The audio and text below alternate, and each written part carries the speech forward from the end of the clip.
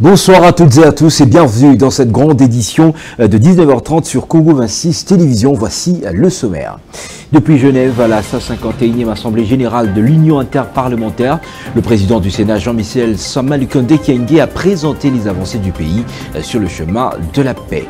Dans l'actualité également, un symbole fort de réinsertion à Kanyama Kasese, d'anciens colonels formés par le service national, bâtissent une véritable cité, une autre image du changement qui épate plus d'un Congolais. Et puis l'éducation à Kinshasa en deuil, l'infatigable enseignante Elombe s'est éteinte, laissant derrière elle sa famille et ses élèves de l'école primaire de Yolo Sud, qu'elle savait très bien remettre en confiance à travers une approche pédagogique agissante. Le développement de ces grands titres et des tant d'autres, c'est dans un instant sur Congo 26 Télévision, mesdames et messieurs, bienvenue. 2 jours après la rentrée judiciaire de la Cour de cassation, la Cour constitutionnelle a elle aussi ouvert sa session 2025-2026 à travers une audience solennelle et publique dans la salle de congrès du Palais du Peuple en présence du président de la République, chef de l'État, Félix-Antoine Tshisekedi Tshilombo, en sa qualité de magistrat suprême. Trésor Kani Tambi Koma était sur place. Sous les signes du renforcement de l'état des droits et de l'indépendance de la justice, a réuni le chef des corps constitués, des hauts cadres du pouvoir judiciaire et de nombreux anonymes dans la salle des congrès du Palais du Peuple. Comme à l'accoutumée, l'audience solennelle a été marquée par 3 prises de parole orientées vers l'éthique judiciaire. Dans son allocution d'ouverture, le président de la Cour constitutionnelle et président du Conseil supérieur de la magistrature, Dieudonné Kamuleta, a rappelé le rôle central de la justice constitutionnelle dans la consolidation de la démocratie en République démocratique du Congo. En effet, l'agencement des compétences telles que les contentieux de constitutionnalité des normes, les contentieux relatifs aux conflits d'attribution, notamment entre l'exécutif et le législatif, l'État et les provinces, les juridictions judiciaires et administratives, constituent les critères faisant de la régulation une fonction sous-jacente des compétences de la Cour constitutionnelle. Dieudonné Kamuleta a insisté sur le rôle de la Cour constitutionnelle qui s'étend au-delà de l'exigence des garanties constitutionnelles. Appréhendée dans le cadre de l'activité d'une juridiction constitutionnelle, la régulation tend à assurer un fonctionnement correct des institutions et de l'activité de pouvoir public, ainsi qu'à discipliner les acteurs publics. Son aspect important est de maintenir l'état de droit et de garantir la protection des valeurs démocratiques. C'est dans cette optique que la Cour constitutionnelle veille à ce que chaque branche du pouvoir, exécutive, législative et judiciaire, respecte les compétences qui lui sont attribuées par la Constitution, en prévenant bien entendu les abus du pouvoir. Dans sa plaidoirie, le bâtonnier national Michel Chebele a plaidé pour la suppression de plusieurs audiences solennelles de la rentrée judiciaire. Je plaide pour un débat sur l'audience unique afin de marquer la rentrée judiciaire en République démocratique du Congo, mais aussi pour la reprise des travaux par cette cour jeudi. Et je vous remercie. Intervenant en deuxième position avec sa mercuriale, le procureur général près la Cour constitutionnelle, John Moke-Mayele, s'est appesanti sur les compétences de la Cour constitutionnelle de la RDC.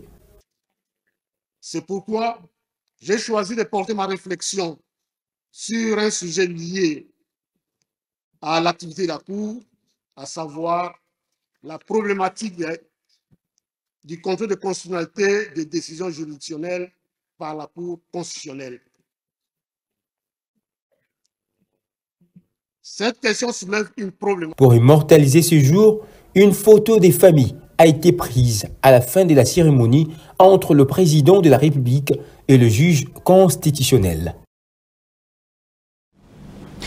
Le week-end dernier, en sa résidence officielle du Mangaliema, le président de la République, chef de l'État, Félix-Antoine Tshisekedi Tshilombo, a reçu les lettres de créance de 5 ambassadeurs extraordinaires et plénipotentiaires nouvellement accrédités en République démocratique du Congo. Il s'agit de Massim Gawaou de la République algérienne démocratique et populaire, Léo Tremblay de la Confédération helvétique, Bjorn Kluman Becken du Royaume de Norvège, Sipa Pela Clétus de la Namibie et Abdoulaye Batli du Sénégal. Cette étape solennelle marque les débuts officiels de la mission diplomatique de ces nouveaux ambassadeurs en République démocratique du Congo et témoigne de la vitalité des relations d'amitié et de coopération entre la RDC et leurs États respectifs. Le président du Sénat, Jean-Michel Sama-Lukonde Kyenge, a pris la parole ce lundi 20 octobre 2025 à la 151e Assemblée générale de l'Union interparlementaire, ouverte lundi à Genève, en Suisse, du 19 au 23 octobre. Il a notamment brossé les différents processus dans lesquels la République démocratique du Congo est engagée pour le retour de la paix. Détail dans ce reportage. Ces assises qui réunissent plusieurs parlementaires du monde se focalisent sur les thèmes « Veiller au respect des normes humanitaires » et « Soutenir l'action humanitaire en période de crise ». Un thème qui réconforte les efforts de la RDC, pays secoué par une crise humanitaire inédite, provoquée par l'agression rwandaise, sous couvert des supplétifs de l'AFC M23. Devant la vice-présidente de l'Union interparlementaire, le secrétaire général de l'UIP et le président des parlements du monde, Sama-Lukonde, s'est réjoui du fait que la 51e Assemblée générale de l'Union interparlementaire se déroule autour des questions humanitaires en temps de crise, surtout pour la République démocratique du Congo, son pays, qui regorge plus de 20 millions de personnes victimes de la crise humanitaire multiforme. Il a sollicité l'accompagnement des parlementaires de l'UIP aux différents processus engagés pour le retour de la paix en RDC. La valeur de la vie humaine est universelle, qu'il s'agisse d'un enfant déplacé de Bukavu, ou de Kiev, ou encore de Gaza ou d'Alep. De même, toute victime, où qu'elle soit, mérite une attention équivalente et adaptée à la situation. En effet, la dignité humaine doit être préservée en tout temps et en toutes circonstances. En tant que membre de l'Union interparlementaire, nous avons la responsabilité d'exprimer collectivement notre engagement envers le respect des droits humains et la justice, en reconnaissant la nécessité d'adopter des réponses appropriées à chaque situation de violation. C'est ici pour moi l'occasion de solliciter l'accompagnement de l'Union interparlementaire pour le plaidoyer aux fins de reconnaître le génocide congolais pour des raisons économiques, on sigle Génocost, et les efforts d'implémentation de la justice transitionnelle. Des millions de morts en 30 ans, ils méritent notre attention. Pour le président de la Chambre haute du Parlement congolais, la première réponse aux crises humanitaires est le retour à la paix dans le monde. Il a épinglé plusieurs initiatives amorcées en RDC pour aboutir à la paix face aux graves menaces sécuritaires. Toujours dans le cadre des efforts pour le retour à la paix, Sama-Lukonde a fait mention à la main tendue du président de la République, Félix-Antoine Tshisekedi Tshilombo, au président rwandais Paul Kagame, un geste de bravoure qui témoigne à coup sûr la volonté de la RDC à créer les conditions d'une paix durable dans la région. Sama-Lukonde a enfin étalé les efforts déployés par la RDC pour honorer ses engagements en matière de respect des normes humanitaires. Notons que ces assises de la 51e Assemblée générale de l'Union interparlementaire seront bouclées mercredi 23 octobre. Cette rencontre s'inscrit dans le cadre de la diplomatie parlementaire et une occasion de plus offerte à la délégation de la République démocratique du Congo pour faire entendre la voix des millions de victimes des affres de la guerre dans l'est du pays où s'observe une crise humanitaire multiforme. À Kanyama-Kasese, dans la province du Haut-le-Mami, le service national surprend avec un projet inédit, la construction de Mandela City, une cité moderne érigée par les anciens Kuluna convertis en bâtisseurs. Ces chantiers symbolisent la réinsertion et la transformation, offrant à ces jeunes une nouvelle identité et à la province un véritable pôle de développement. Eunice Kimpembe nous en parle avec détail. À Kanyama-Kasese, un vent de transformation souffle. Autrefois source de peur du fait de la catégorie sociale amenée sur le lieu, aujourd'hui, fort heureusement, d'anciens Kuluna bâtissent de leurs propres mains une cité moderne, Mandala City. Ces projets de service national changent non seulement le visage de la région, mais aussi celui des jeunes autrefois en rupture avec leur famille pour délinquance et banditisme, désormais fiers de participer à la reconstruction du pays. Sur les sites, on découvre des maisons modernes, un hôpital déjà prêt à fonctionner, des installations sportives et un grand complexe administratif encore en construction. Tout cela au cœur d'une zone longtemps oubliée. Derrière ces réalisations se cache une vision claire, faire de Kanyama-Kasese un modèle de réinsertion et de développement pour toute la République. Mais cette réussite pourrait-elle inspirer d'autres provinces à suivre les mêmes chemins? L'avenir apportera plus de lumière à ces sujets. Négligé, voire ignoré par le commun du mortel quinois, le déguisage, une technique du domaine de l'esthétique pourtant incontournable dans le monde du cinéma au niveau international, est loin de retrouver sa place en République démocratique du Congo, surtout dans le cinéma congolais. Curieux de se faire une idée sur ce métier, notre confrère Tony Nzolameso a interrogé une apprenante dans le domaine lors d'une cérémonie liée à la pratique du déguisage. Suivez.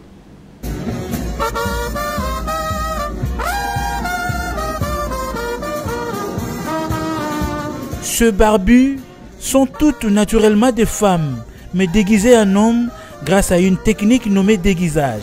Ce qui, visiblement, le transforme en homme pour incarner le rôle de l'époux dans ces faux mariages. Dej Luzolo explique.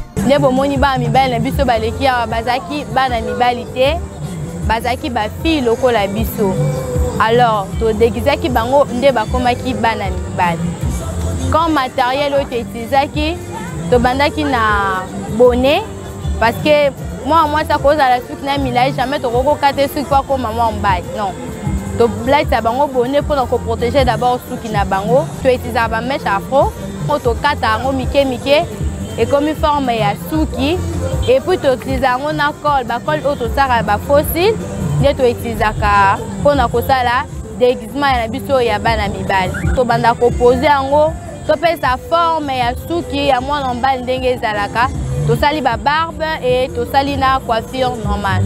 La technique de déguisage consiste à transformer les visages selon la nécessité ou les rôles dans le cas de la réalisation d'un film. Mais cela passe par plusieurs étapes, affirme l'apprenante. L'important c'est que makasi na métier ya théâtre, ba film. Et pourquoi tout ça la déguisement? Donc quand on a un reportage, vous se retrouvez bana basi kana bana basi et vous avez besoin de bana mibal et bana mibal bazate na moment. Alors ndé na temps na ndé déguisement et koya pour nous aimer un peu ko aider biso na reportage to kozango soit film et to kozango besoin. Les déguisages pourraient contribuer à valoriser le cinéma congolais si et seulement si les artistes mettent du sérieux dans ce qu'ils présentent au public quotidiennement.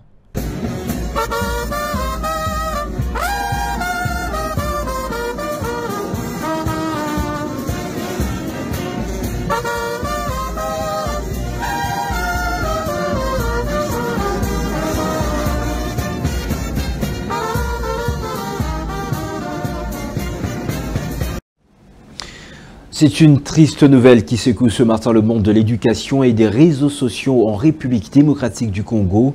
Bonnette Elombe Kianfouni, affectueusement appelée Madame Elombe, enseignante à l'école primaire de Yolo Sud, n'est plus. Elle est décédée ce matin à l'hôpital du Cinquantenaire après plusieurs semaines de maladie selon ses proches. Madame Elombe s'était fait connaître bien au-delà des murs de sa classe grâce à des vidéos devenues virales sur les réseaux sociaux, notamment sur TikTok. On y voyait une enseignante passionnée, pleine d'énergie, dansant, chantant et redonnant le sourire à ses élèves avant le début des cours. Pour beaucoup, elle incarnait la joie, la pédagogie vivante et l'amour du métier d'enseignant. Ce lundi 20 octobre, les élèves de l'épée de Yolo Sud, comme beaucoup d'autres à travers le pays, se sentent orphelins d'une maîtresse pas comme les autres. En fin de séjour à Kinshasa, dans le cadre des festivités marquant les 50e anniversaire du combat dit du siècle entre Muhammad Ali et George Foreman, la légende de la boxe américaine Mike Tyson a été reçu dimanche à la Cité de l'Union africaine par le président de la République, chef de l'État, Félix-Antoine Tshisekedi Tshilombo. Cette rencontre était essentiellement consacrée à l'annonce de quelques projets à réaliser dans le cadre de la déclaration de substance américaine au sortir de cette audience. Les compétitions interclubs de la Confédération africaine de football ont offert de fortunes diverses aux représentants de la République démocratique du Congo ce week-end.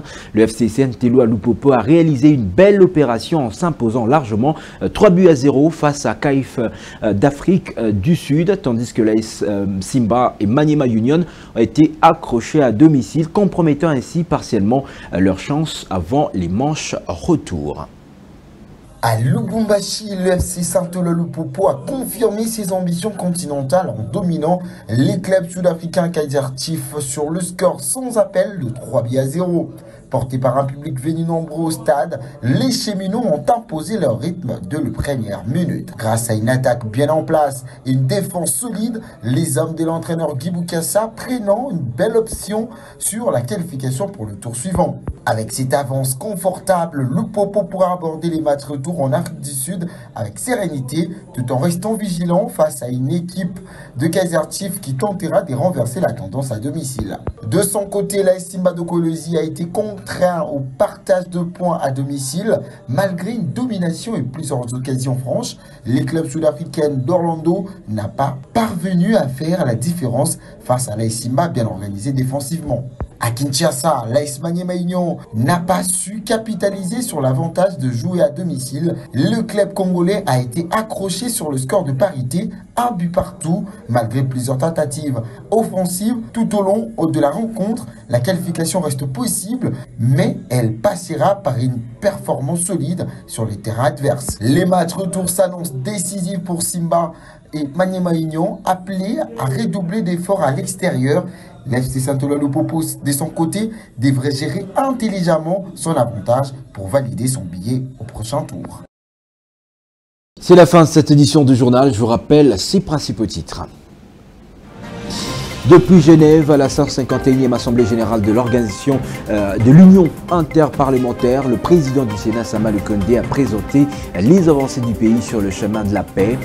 Dans l'actualité également, un symbole fort de réinsertion à Kanyama KCC, d'anciens criminels formés par les services nationaux bâtissent une véritable cité, une autre image du changement qui épate d'un Congolais. Et puis l'éducation à Kinshasa en deuil, l'infatigable enseignante Elombe s'est éteinte, laissant derrière elle sa famille et ses élèves de l'école primaire de Yolo Sud, qu'elle savait très bien remettre en confiance à travers une approche pédagogique agissante. Excellente semaine à toutes et à tous en compagnie de la chaîne de l'Unité nationale. Mesdames, Messieurs, bonsoir.